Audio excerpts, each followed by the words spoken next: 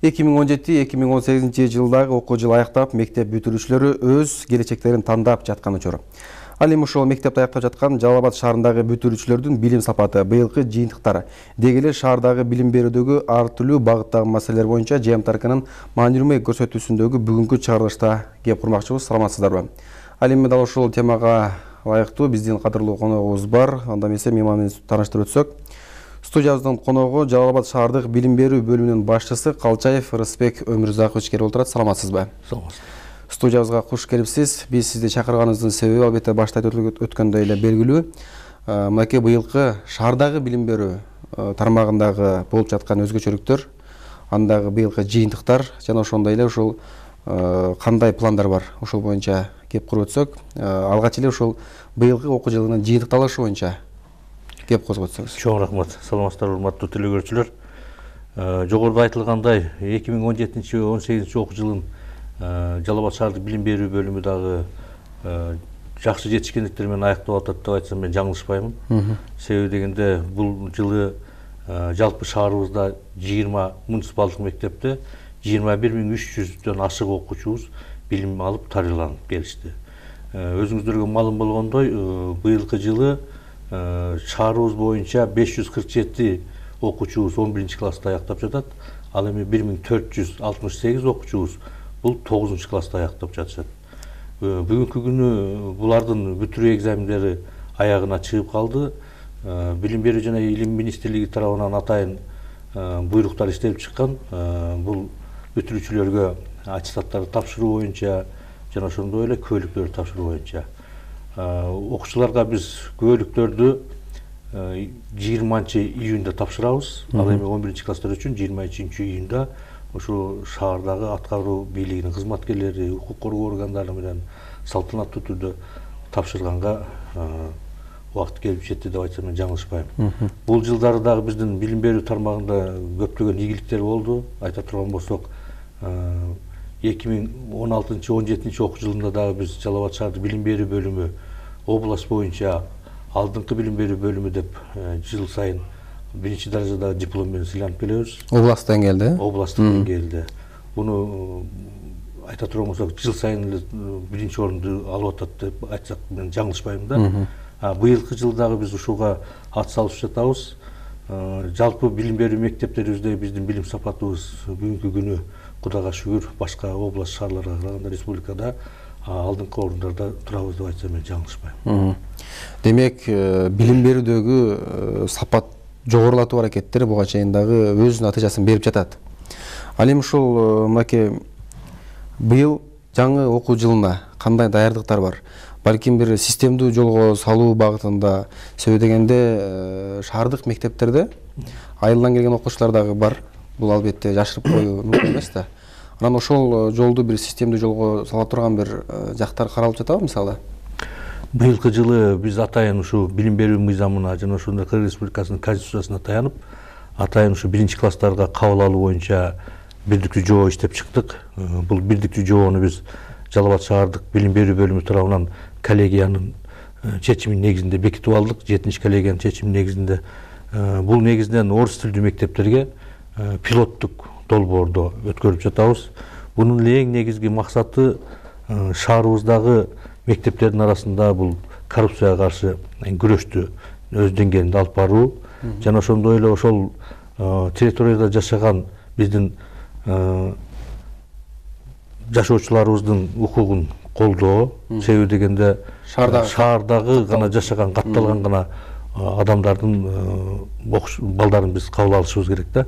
Өзүңүздөргө маалым болгондой, бүгүнкү күнү биздин Жалал Абад шаарында мектептерде бир класста 50-ге жакын окуучу окуган класстарыбыз бар. Бул чындыгында айта турган болсок, бул санитардык жактан дагы нормага туура келбейт. Ар бир окуучунун өзүнчө квадрат метр болуш керек. Бала деген мектепке келгенден кийин ал толук кандуу отуруп билим алганга укугу бар. Ошонун баардыгын тең чечүү максатында биз ушундай бирдиктүү терезе деген долбоорду иштеп чыгыптык. Буну быйыл 2018 жылдын 18 июндан баштап 3 регионго бөлдүк. Бул СМУ, Спутник ич шаарчасында жана ошондой эле ушу центрдин мектептеринде кабыл алынды. Демек коррупцияга каршы же болбосо коррупцияга бөгөт коюу дегени бул эми балким баягы райондордон келген окуучулар, райондордогу ата-энелер мектепке киргизиш үчүн акча талап сунуштайт. Анан ошонун негизинде анан кийин билим берүү тармагындагы балким айрым педагогдор акча талап кылат деген көрүнүштөр жокко чыгарылат экен да, демек Бунун эң эле негизги максаты ушул мугалимдердин кадыр баркын жогорулатуу. Себеби дегенде буга чейин көптөгөн жаман сөздөр айтылып келе жатат. Бул коррупция деген бул мектептен, бала бакчадан башталып атат депчи. Ошонун баарын тең алдын албасак, бүгүнкү күнү биздин мугалимдерибиздин кадыр баркы төмөн түшүп кетүүдө да. Себеби дегенде ар түрдүү фактылар жок эле, булар акча талап кылып атат. Биринчи класска местасы бар, буларга акча бербесең киргизбейт деген ар түрдүү элдин арасында ой пикир сөздөр жүрүп калган да. Ошонун алдын алуу боюнча. Жана ошондой эле бул негизинен ар бир мектепке 30 бала боло турган болсо 30 бала, же болбосо 2 класс боло турган болсо 2 класс, 3 класс боло турган болсо 3 классты гана кабыл алганга алып барат да. Анан бул жерде эч кандай талаш тартыш болбойт, себеби дегенде жободо баардыгы тең так даана көрсөтүлүп жазылган. Демек ушул эрежеде жободо кандай бекитилсе ошондой гана шарттарда окутулуш керек деген талаптар боюнча. Туура, жободо эмне көрсөтүлсө ошол негизинде гана кабыл алыш керек. Эмне үчүн ушул шаардык мектептерге эле басым жасай беребиз, мисалы райондордогу окуучулар же ата-энелерчи? Бүгүнкү күнү биздин Жалал Абад шаарыбызда чындыгында айтсак, Жалал Абад шаарынын областынын борбору болгондугуна байланыштуу Алина тегерегибиз башка райондор менен да чектешкен да. Бул негизинен Сузак району менен. Бүгүнкү күнгө чейин биз буга чейин окуучулардын баягы май учетун жүргүзөбүз, жана ошондой эле август учетун жүргүзөбүз да. Август учетун жүргүзгөнүбүздө дагы былтыр 2016-17 окуу жылында жүргүзгөн боюнча биз карай турган болсок, шаарыбызда балдар, мектеп жашындагы балдар 16 миңге жакын окуучу катталып атат. Ал эми бүгүнкү күндө мен жогоруда айткандай 21.300 окуучу окуп атат быйылчы.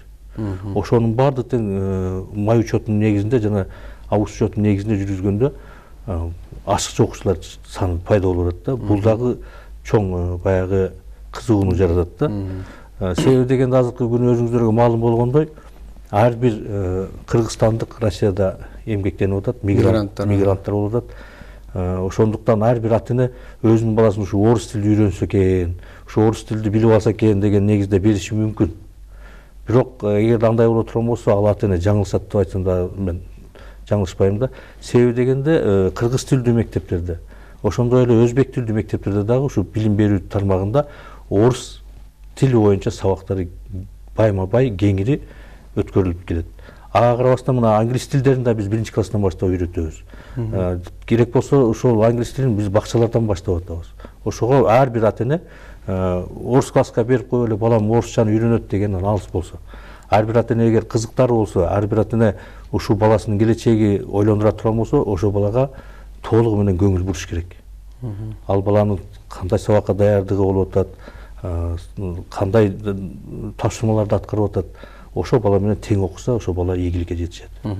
Демек, баягы билим берүүнүн сапатына жараша азык алууда бир эле мектеп эмес, ушул үйдөн дагы өтө чоң көзөмөл керек экен. Анан эми быйыл окуучулардын билим алуу жагында кандай өзгөчөлүктөр болду дегеним, башка областтарга салыштырмалуу же болбосо баягы республикалык деңгээлдеги сынактар, жарыштар, ошолордун жыйынтыктары кандай болду? Биздин билим берүү тармагында дагы ийгиликтерибиз бар. Мисалы үчүн айта турган болсок, мына бүтүрүүчүлөрүбүз, 11 класстын бүтүрүүчүлөрү бул алтын тамгага тапшырышкан. Алтын тамга деген мурдагы кызыл аттестат. Ошого жалпы шаарыбыздан 32 окуучу тапшырып, бүгүнкү күнү 4 окуучубуз ушул алтын тамганы тастатып отурат. Андан сырткары жалпы республикалык тестирлөө боюнча айта турган болсок, шаарыбыздагы окуучулардан тапшырып, ада негизинен 200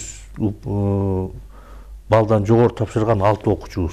Айта турган болсок, бул биринчи мектептин окуучусу Умарова Алина 208 балл топтоп атат. 5-нчи мектеп гимназиясынын окуучусу Семетеева Айгерим 200 упай, Кубанычбекова Назгүл 204 Бактыбекова Айжамал 214. Жана ошондой эле 14-чү мектептен Алпамышева Нурсултан 213, Суксурали кызы Токтосун 212 упай топтоп атат. Мындайча айтканда бул эң жогорку көрсөткүч деп айтсак болот да. Бирок тилекке каршы быйылкы жылы биздин шаарыбызда алтын сертификатка илешпей калдык. Алтын сертификатка мына Кыргыз-Түрк балдар лицейинин окуучусу алтын сертификатка татыктуу болду жана ошондой эле гранттык орунга окууга жолдомо алды. Негизи канча балдан жогору болуш керек ушул ОРТтан өтүш үчүн мисалы? Быйылкы жылы эле 110 балл деп айтылган. 110 балдан жогору балл болуш керек. Себеби дегенде ар бир окуучу ушу жогорку билим алыш үчүн. Ал эми бюджеттик окууга өтүш үчүн анын баллы андан да жогору болуш керек. Демек азыр сиз аттарын атап өткөн окуучулар автоматтык түрдө ошол бюджеттик окууга өтүшөт. Талапкер болуп өтсө болот. Ошол эле боюнча барып документтерин тапшырып эле окуп не болот эми өз эрежелери боюнча. Тийиштүү документтерди тапшырып жогорку окуу жайына, андан кийин ошол окуу жайга студент болуп катталса болот.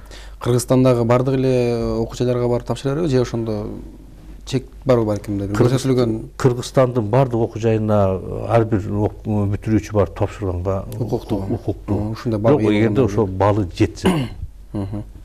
Анан эми ушул билим сапатты жогорулатуу үчүн, ошолордун деңгээлин көтөрүү үчүн кандай аракеттер жүрүп жатат?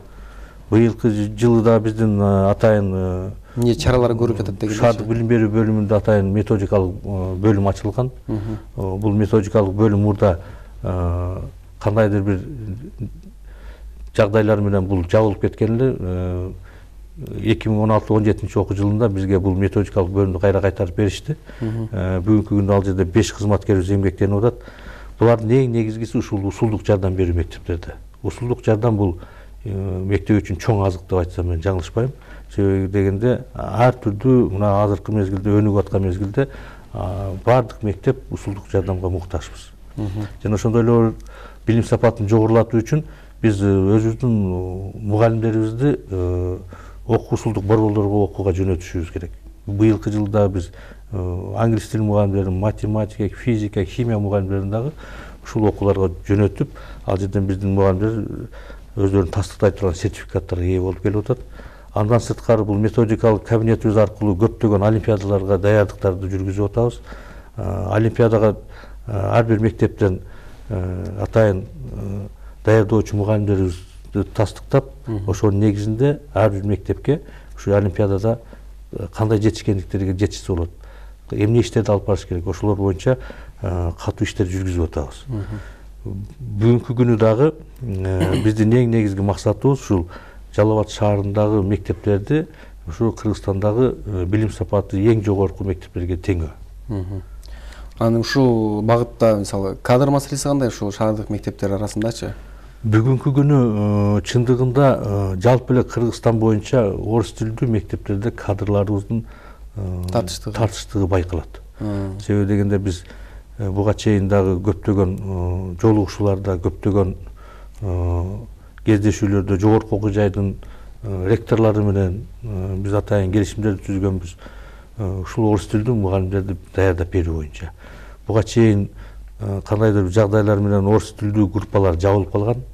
Жана ошондой эле кээ бир вуздарда дагы ушул орус тилдүү кадрларды даярдаш үчүн мугалимдердин өздөрү да жетишпейт. Бул эң биринчи көйгөйлүү маселебиз деп айтсак мен жаңылышпайм.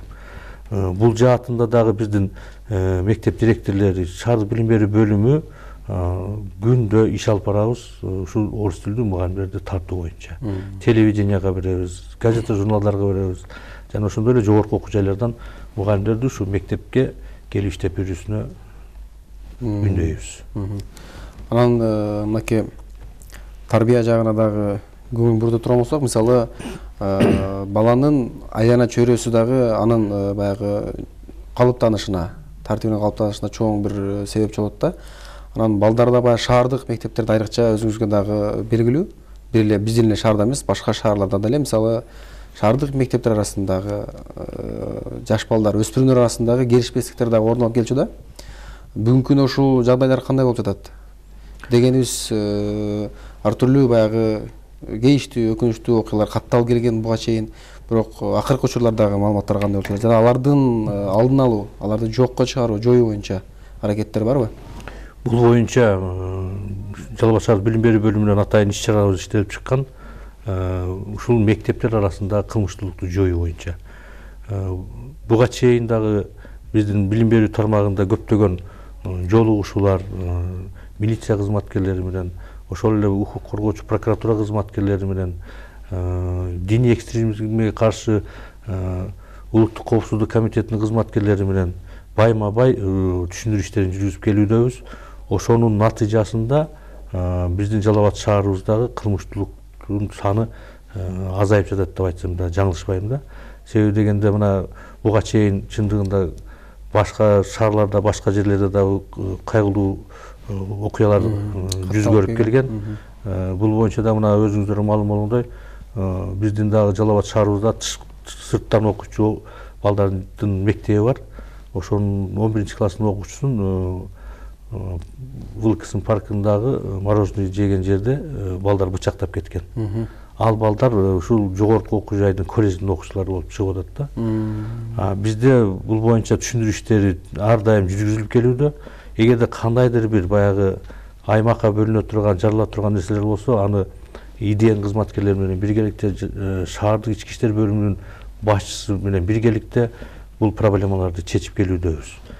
Ошонун натыйжасынын негизинде көптөгөн баягы терс көрүнүштөр байкалбай калды десек да жаңылышпайбыз. Өзүңүздөргө маалым болгондой, акыркы коңгуроо салтанатын өткөрүүдө. Ушуну өткөрүүдө дагы жалпы министрлик, өкмөт, жергиликтүү өзүн өзү башкаруу, ошондой эле ички иштер кызматкерлери тарабынан дагы атайын мектепте ата энелердин чогулуштарын өткөрүп, ар бир ата энеге кол койдуртуп, окуучуларды баягы акыркы коңгуроо салтанатын ресторан, кафелерде өткөрүү боюнча, ашыкча акча каражаттарын жыйноо боюнча атайын түшүндүрүү иштерин жүргүздүк. Кудайга шүгүр, биздин шаарыбызда бардык ата энелер буну колдоп берип, акыркы коңгуроо салтанатыбыз тынч өттү деп. Демек, ошол аракеттердин натыйжасы жыйынтыгы чыкты. Мурда былтыркы жылга эле салыштырмалуу, алыс барбайлы. Былтыркы жылга салыштырмалуу өзгөрүү болуп турду демек, э? Былтыркы жылда ушул процессти жүргүзгөнбүз. Былтыркы жылда тартип бузуулар болгон эмес, быйыл дагы тартип бузуулар болгон жок. Себеби дегенде мугалимдер, албетте мугалимдер менен ата энелер мүмкүн болушунча аракет кылышат да. Баягы кафе, ресторандарда өткөрүштүн кажети жок депчи.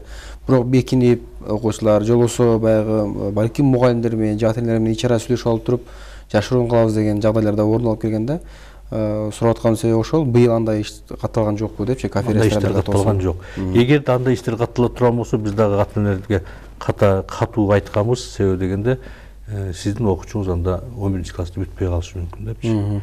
Күбөлүккө же болбосо аттестат тапшыруу үчүн балаңызды экзаменден чыгарабыз деп. Себеби дегенде биз 9-классты бүтүргөнгө чейин биз милдеттүү окутушубуз керек. Эгерде биздин билим берүү мыйзамына баш ийбей турган болсо, андай окуучуларды биз окутпой койсок да болот. Демек бул деле өзүнүн мыйзамында көрсөтүлгөн. Мыйзамында бар. Албетте сиздердин дагы баягы өзүңүздөрдүн талабыңыздарды, өзүңүздөрдүн эрежеңиздерди сакташ керек да. Окуучуну мектептен чыгарып коюу деген жөндөн жөн бул багыт эмес, албетте. Анан эми бала бакчалардагы мектепке чейинки тарбия берүү багытындагы коррупциялык иштер дагы бар деген, мисалы эми эч ким кармалганга жери жок, мисалы эл арасында сөздөр бар да, баламды ушул бакчага өткөрүүдө акча талап кылды дегенде, мисалы анын себеби эмне болушу мүмкүн, же ошондой фактылар барбы? Бүгүнкү күнү мындай сөздөр көп айтылат да. Анан бул боюнча дагы биз атайын чогулуштарды өткөрүп, атайын мына түз эфирлерге дагы катышып жүрдүк. Анан биз дагы ушу элден, ата энелерден суранат элек. Эгерде чындыгында ошондой акча суроо боло турган болсо, эгерде чындыгында орун болуп туруп, ошол бакчанын башчысы акча талап кыла турган болсо, атайын тийиштүү органдар бар. Бул АКС кызматкерлери, Фин полиция деген бар, прокуратура деген бар. Эгерде ошолорду факт кылып туруп бере турган болсо, биз ошолорду биргеликте кармаганга биз дагы макулдугубузду беребиз да. Себеби дегенде бир кумалак курт бир карын майды чиритет дегендей, 5 кол барабар эмес. Ошолдой нерсе жагдайларда болуп калышы мүмкүн. Бирок андай фактылар бүгүнкү күндө кездешпей жатат. Эң эле негизги көйгөйлүү маселе бүгүнкү күндө биздин шаарыбызда дагы балдар бакчаларынын жетишсиздиги. Биздин шаарыбызда негизинен 34%га чейин гана балдарды камтый алабыз да, балдар бакчасы менен. Шаардагы каттыда турган жарандардын балдарын. Ал эми жеке балдар бакчалары бар. Жеке балдар бакчалары негизинен бул акча төлөп киргизе турган балдар бакчалар, алардын баалары да ар түрдүү. Бирок ошого карабастан биздин ата-энелерибиз балдарын ушу муниципалдык балдар бакчаларга бергенге үмүттөнөт да. Себеби дегенде бул жерде төлөм азыраак.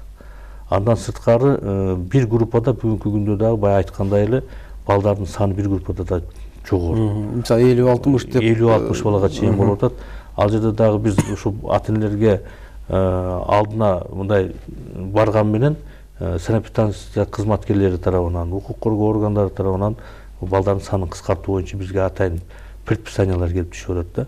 Ошол себептен ошол эле мезгилде биз ошо тарбиячы эжекебиздин да укугун тебелеп жатабыз. Себеби дегенде ал бир группада ашып барса 30 баланы тарбиялаш керек. 60 бала боло турган болсо ал 2 группаны тарбиялап аткан болуп, 2 ставкада иштеген адам болуп, айлыгы да жогору болуш керек. Ушундай проблемалар, жагдайлары бар. Ал жерге ушул бөлмөлөрдүн деле мисалы талапка жооп бере турган жагдайда эмес да. Себеби дегенде 30 кишиге 30 балага ылайыкташкан бөлмөлөр ал жерде 60 болот да. Мисалы орундуктар дейли, жата турган орундар, тамактануучу жайлар дейли, ошол 30 балага ылайыкташкан болсо биз чындап эле 60 бала. Анан ушул жагдайда мисалы шаарда жашап жаткан, сырттан келген, башка райондордон келген, батирде убактылуу жашап аткан ата-энелер бар да. Анан шаарга жакынкы айылдар жумушуна келатып, базарда болсо базарга келатып дегендей ушул шаардык бакчаларга балким кызыктар болушу мүмкүн. Ошол жаатта деле баягы тилин үйрөнөт деген бир маселе болушу мүмкүн да. Ошону жолго салуу боюнча бир системдүү аракеттер барбы? Бул боюнча системдүү аракеттер биз жүргүзүп атабыз. Билим берүү министрлиги тарабынан дагы электрондук очередке коюу көрсөтүлгөн. Бизде дагы атайын балдар бакчаларында электрондук кезекке коюу иш жүзүн ашырып атабыз. Атайын сайт ачылган. Эгерде ата-эне өзүнүн баласын ошол сайтка киргизип кое турган болсо, ал убагы келгенде атайын чакырылып балдар бакчасына кабыл алынат. Анан баягы балдар бакчаларында тарбияланып жаткан балдардын санын да кыскартуу боюнча иш алып барып атабыз. Мына азыр бүгүнкү күнү мектепте бирдиктүү терезе пилоттук долбоорун киргизип жатабыз. Ушул эле пилоттук долбоорду биз ушул балдар бакчаларына да колдонсок деген үмүттөбүз да. Себеби мына сиз айткандай район Жалал Абад шаарына жакын жайгашкан райондун тургундары көбүнчө базарда эмгектенет, шаарда эмгектенет экен. Ошолордун балдары келип, шаардын балдары бакчага катталбай калган мезгилдери да бар да. Анан бул боюнча да биз шаардык кеңештин депутаттарына да ушул маселени койгону даярдык көрүп жатабыз. Себеби дегенде шаардык кеңеш тарабынан дагы атайын ушу башка райондордон келген балдар бакчаларында тарбияланган балдар үчүн 1200 сомдо өлчөмүндө акча каражаты чегерилип көрсөтүлгөн.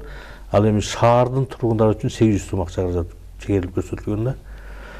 Биз да ушуну ушул шаардык кеңештин депутаттарына айтып, ушул башка райондордон келген дегенди токтомдон алдыртып койгону сунуштайбыз жакында. Демек, баягы балким убактылуу батирде жашап аткандар шаарга катталыш керек. Убактылуу батирде жашап аткан жарандар боло турган болсо, алар ошол квартиранын ээсине айтып, ошол үй китепчесине катталса, ал мыйзамдуу болот, биз кабыл ала беребиз.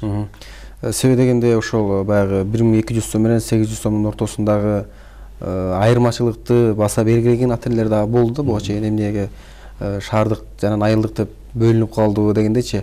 Балким баягы салык төлөө жактарынан бир өзгөчөлүктөр болуп калышы мүмкүнбү? Мисалы, аякка төгүп аткан салыктарды шаарга төгөт дегенде, болот. Себеби дегенде шаар тургундары үчүн 800 сом, ал эми башка райондордон 1200 сом болгонун себеби биз шаардын жашоочулары үчүн ошо шаарда жашаган адамдар ошо шаарга салык төлөйт. Ал эми башка райондордон келген үчүн эмне үчүн болуп атат? Себеби дегенде ошол эле салыктын негизинде бизге шаардык кеңеш тарабынан, атайын аткаруу бийлиги тарабынан балдардын тамак ашына акча бөлүнөт. Ошол акчаны биз ушул шаардын тургундарынын балдарына гана тамак ашына пайдаланышыбыз керек. 400 сом акча каражаты ошол жерден келип чыгат да. Башка райондон болгондон кийин башка райондун тургундарын шаардын бюджетинен каржылаганга мыйзам туура келбейт. Бөлүнгөн каражат жетпейт. Ошол акча 400 сом дегени ошол башка райондун жарандарын, балдарын мыйзам чегинде акча которуп берүү мыйзамсыз болот. Ошондуктан ушундай болуп калган. Райондук мисалы билим берүүдөн бияка көздөп акча которо деген мүмкүн эмес. Демек ошол акча 400 сом дегени ошол баланын тамак ашына кетет, кайрылат. Тамак ашына чегерилет экен да ошондо. Ушул боюнча түшүндүрүү иштери жүрдү да негизи. Бул боюнча биз түшүндүрүү бала бакчаларда дегендейчи. Түшүндүрүү иштерин жүргүздүк. Ошондуктан баягы буга чейин дагы ушундай түшүнүксүз нерселер пайда болгон да. Бүгүнкү күнү ата энелердин баары тең түшүнүп, бүгүнкү күнү андай тартыш маселелер жок. Демек ушул маселени бир элге чындап эле толук кандуу түшүндүрүп коюш керек деген максат болгон да. Башта мисалы чындап эле түшүнүксүз абал болушу мүмкүн жагдайлар орун алган да. Анан эми кайра баягы мектептеги билим берүү багытына кайрылып келе турган болсок, негизги ушул быйылкы окуу жылына карата кандай бир дагы өзгөчө программалар, өзгөчө эмне пландар бар дагы мисалы? Дагы эле болсо быйылкы жылы ушул билим сапатын көтөрүш үчүн эң негизги бул материалдык техникалык базаны дагы күчөтүшүбүз керек. Эң негизги ушул бүгүнкү күнү биздин мектептерибиз эскилиги жеткен, капиталдык оңдоп түзөөдөн көп мектептерибиз өтө элек. Буга чейин шаарыбыздагы номер 3 жана ошондой эле номер 17 орто мектептер капиталдык оңдоп түзөө ремонтунан өттү. Ошол боюнча дагы биз бүгүнкү күнү алгылыктуу иштерди жүргүзүп жатабыз десем мен жаңылышпаймын. Бул боюнча атайын биз аткаруу бийлиги менен биргеликте атайын план иштеп чыгып, быйылкы жылдагы көптөгөн билим берүү тармагынын материалдык техникалык базаларын чыңдап атабыз. Айта кете турган болсок, шаардык кеңештин депутаттары биздин шаарыбыздагы мектептерге компьютерлерди алып берүүгө, интерактивдүү доскаларды алып берүүгө, ошондой эле мебелдер менен камсыз кылууда көптөгөн жардамдарды берип атат. Андан сырткары мектептерибизде дагы мына быйыл аймактарды өнүктүрүү жылы болуп атпайбы? Ошого кичи шаарлар долбооруна биз 3 мектепти сунуштап атабыз. Бул министрлик тарабынан келген долбоор. Буга номер 11, номер 21 жана ошондой эле номер 19 мектептерди. Бул жерлерде дагы ушул долбоордун негизинде материалдык техникалык базасын чыңдоо боюнча компьютерлерди, эмеректерди жана ошондой эле мектепти ремонт кылууга бул дагы чоң жардам берет. Ушул 3 мектепти киргизип атабыз.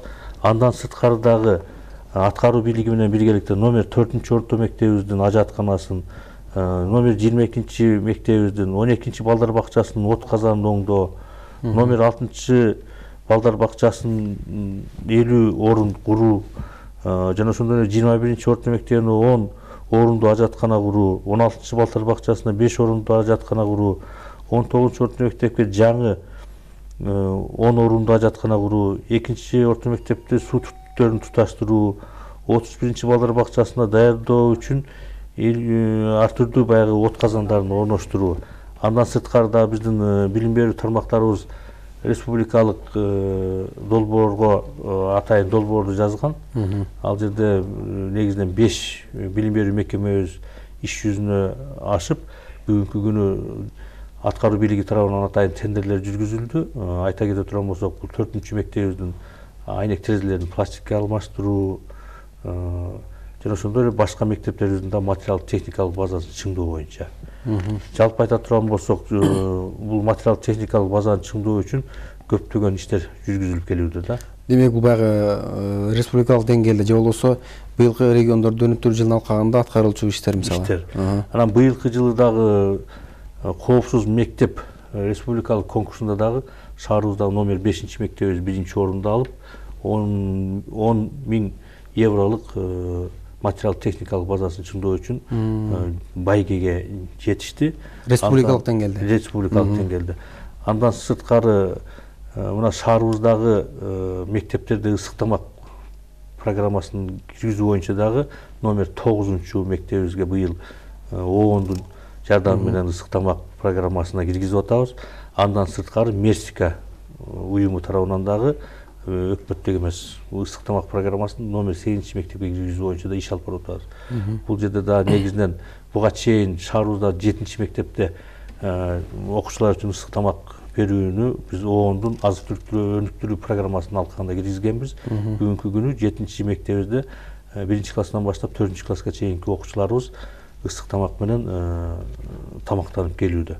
Бул чоң натыйжа берет, себеби дегенде бала үйүнөн эгер ачка келе турган болсо, мектепте келип толук кандуу ысык тамак ичип, кайра сабакты окуганга чоң өбүл көрсөтөт.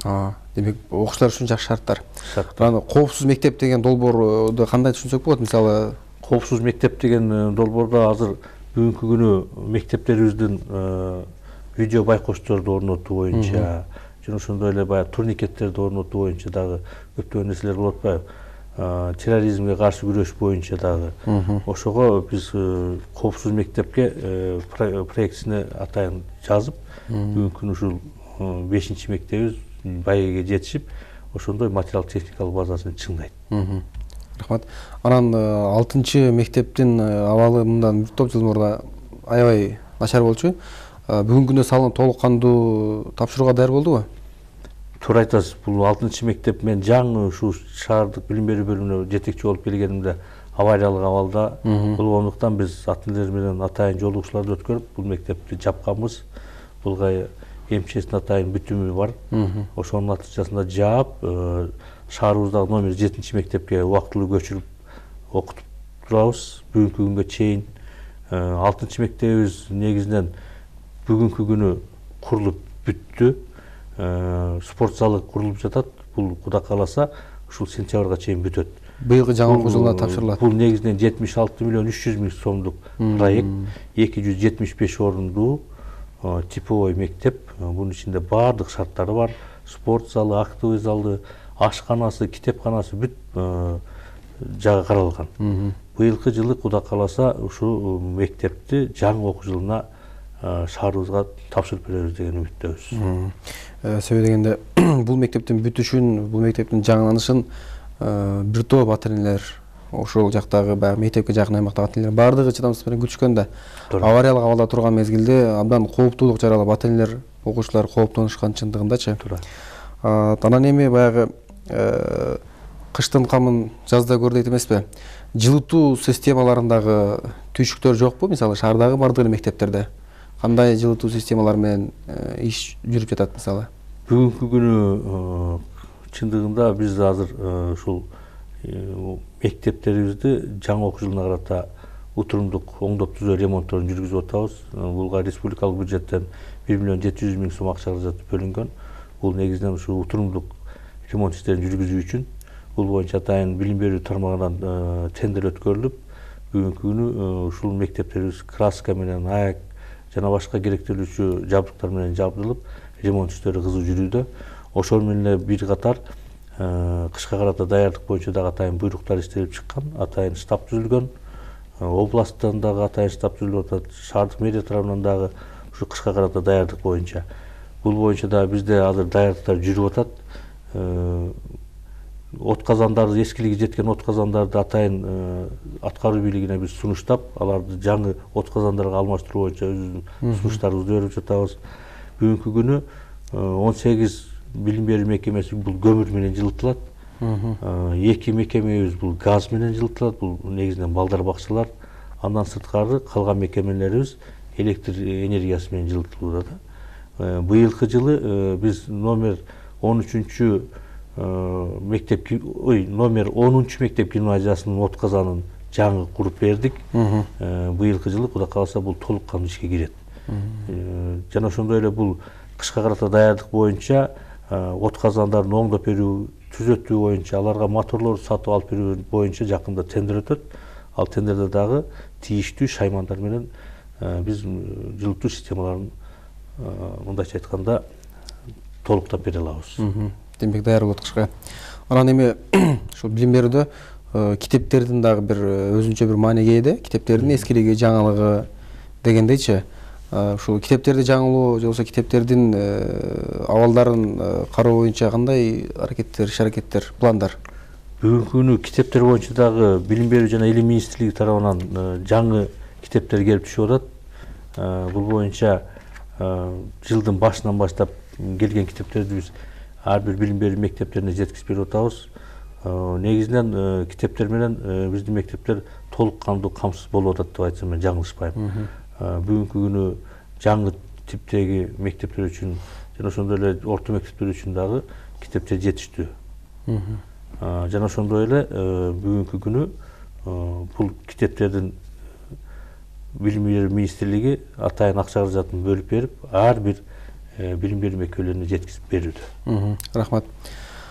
Ушул тема бүгүнкү берген убактыбыз соңуна чыгарга аз гана убактыбыз калды. Ушул акыркы мүнөттөрдү биз башка өңүттөгү суроолор менен уланткым келип турат да. Себеби дегенде быйылкы жыл Айтматов жылы деп дагы ушул түрк элдер алкагында жарыяланды. Ушул Айтматов ааламын даңазалоо багытында мисалы мектептер арасында кандай аракеттер болуп жатат? Бул боюнча биз жыл башында эле атайын иш-чараларды кабыл алганбыз. Чыңгыз Айтматов бул биздин эң улуу жазуучубуз. Кыргызды кыргыз кылып тааныткан Чыңгыз Айтматовду айтсак жаңылышпайбыз да. Дүйнөнү эки гана Чыңгыз багындырды деп айтсак да жаңылышпайбыз. Биринчиси бул Чыңгыз хан болсо, экинчиси бул Чыңгыз Айтматов. Ошол боюнча да бизде алгылыктуу иштер жүргүзүлүп жатат. Бул боюнча атайын класстык сааттар, атайын викториналар, конкурстар жана ошондой эле атайын мектептерде сүрөт тартуу боюнча ушу Чыңгыз Айтматовдун чыгармалары боюнча иштер жүргүзүлүп келе жатат. Кудай кааласа да мына жаңы окуу жылында дагы бул иштерди улантабыз. Себеби дегенде бул жазуучуну биз таңдабасак, биз окуучуларга таанытпасак, анда туура келбейт. Демек Айтматов ааламы баардык эле окуучуларга маалым. Алардын Айтматовдун ар бир чыгармасын даңазалоо, аларды балким баягы сахналаштырып дегендегидей ал программанын баардыгы бекитилген. Туура. Анан ушул баягы баштагы темага мындай кошуп кетсин деп атам. Мен быйыл билим берүү министрлиги тарабынан мындай бир сунуш болду эле да. Кыргыз адабиятын жоюп туруп дүйнөлүк адабият менен биргеликте дегендейчи. Ушул багытта кандай болуп атат мисалы? Эми бул боюнча азыр бул жөн эле сунуш болушу мүмкүн, бирок бул кыргыз адабиятын бөлгөндүн кереги жокпу деп ойлойм да. Себеби дегенде дүйнөлүк адабият бул башка, ал эми кыргыз адабияты бул башка. Орду бар, демек бул керек. Себеби дегенде бул керек. Эгерде биз аны дүйнөлүк адабиятка кошуп отурмосок, анда туура келбей калат деген ойдомун мен. Бул өзү эле баягы өзүнүн орду менен гана орду менен билим берүү тармагында кала бергени жакшы. Туура. Биздин шаарда окуучулар кайсыл тармак боюнча көбүрөөк басым жасалып жатат? Баягы тилчүбү же адабиятчыбы же болбосо тарыхчыбы же болбосо котормочу жаатындабы дегендейчи. Кайсыл багытка көбүнчө басым жасалат ушул окуучулар арасында мисалы?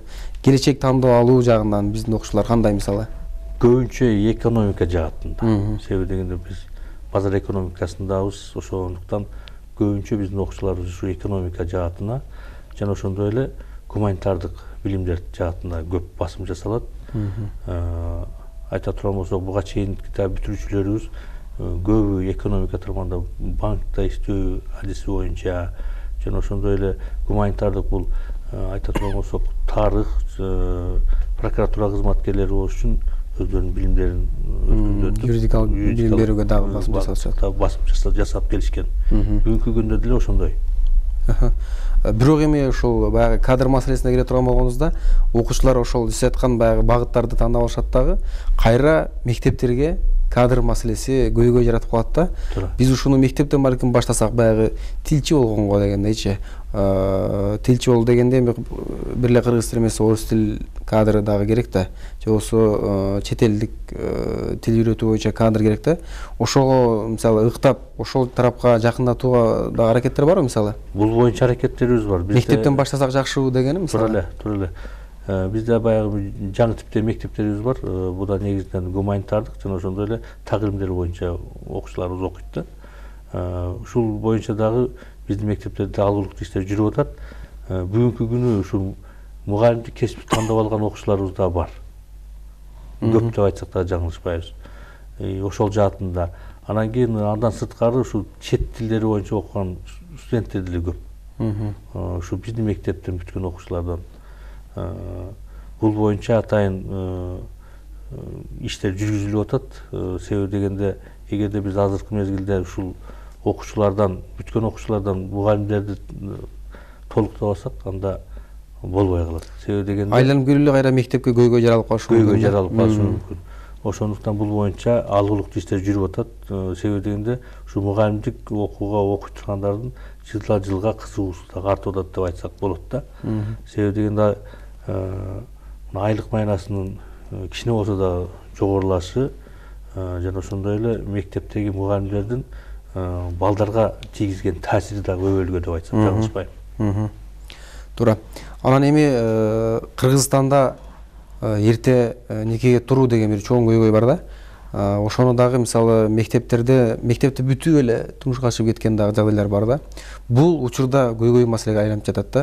Себеби дегенде баягы турмуштук сабатсыздыктын айынан жаш үй бүлөлөр ыдырап кетүү жолдорду дагы көрүп атабыз да. Мисалы мектепте мектеп курактагы кыздарга турмуштук сабаттуулукту өркүндөтүү бул деген баягы ачык сабактар деген сыяктуу да. Мисалы ошол боюнча программадан сырткары бир немелер барбы мисалы?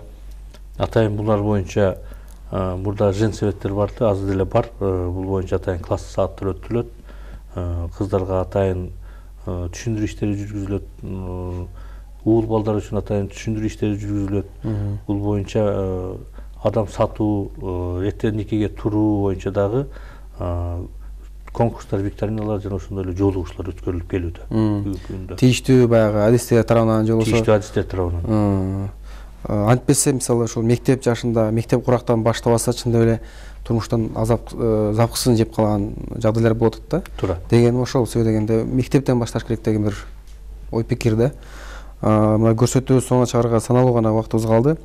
Ушул билим берүү тармагындагы өркүндөбөсүүлөр, билим берүү тармагында болгон өзгөчөлүктөр деги эле быйылкы сиздердин ийгиликтери тууралуу жана ошондой эле элге кайрылууңуз менен көрсөтүүбүздү соңуна чыгарсак.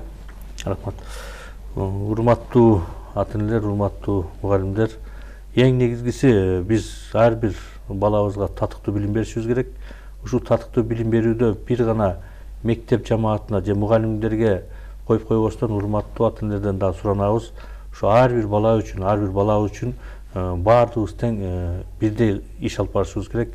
Себеби дегенде мектепте окуучу саналуу гана саат болсо, үй бүлөдө окуучубуз ата-энеси менен, тууган уругу менен көптөгөн убактысын өткөрөт. Ошондо ар бир балага туура жолду көрсөтүп, ар бир балага туура шартты түзүп берсек, ар бир баланын каякта жүргөнүн, эмне менен алек болуп атканын карай турган болсок, ошол биздин балдарыбыз чоң ийгиликке жетишет эле. Ошондуктан урматтуу ата-энелер, баардыгын тең сиздерден жана ошондой эле биз менен бирдикте иш алып бара турган болсок, чоң ийгиликтерге жетишет элек деп мен ойлойм. Бүгүн бизге убактыңызды бөлүп, шаардык билим берүү тармагындагы аткарылып жаткан иштер, өзгөчөлүктөр, алда пландар боюнча маек куруп бергениңиз үчүн терең ыраазычылык билдиребиз. Ишиңиздерге ийгилик болсун. Сиздерге да чоң рахмат. Байгазы ушул жалпы коллективиңиздерге дагы биз билим берүү жаатында чоң ийгиликтерин жаралай беришине тилектешпиз. Рахмат, урматтуу телекөрүүчүлөр. Бүгүнкү биздин көрсөтүүбүз соңуна чыгат. Мен сиздер менен кийинки көрсөтүүдөн көрүшкөнгө чейин коштошом. Саламатта калыңыздар.